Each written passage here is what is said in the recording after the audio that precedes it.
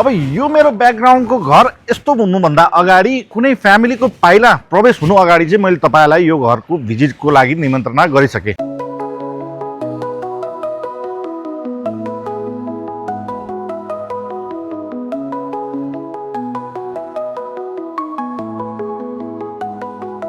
घरको भित्रको कुरा गरौँ है त।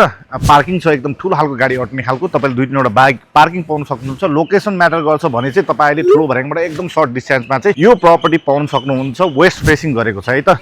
बाटो चाहिँ तपाईँले 13 फिटभन्दा अलिकति माथिको बाटो रहेको छ भने माथिको लेआउट मात्र कुरा गर्न जाँदैछु। माथिको लेआउट चाहिँ तपाईँले रेन्टल बाहेक 5 BHK को चाहिँ लेआउट यो प्रपर्टीमा पाउन सक्नुहुन्छ। त ताजा फ्रेस र एकदम स्पेसल्ली फ्यामिलीको लागि इन्ट्रोड्युस गरेर यो प्रपर्टी बनाइएको छ।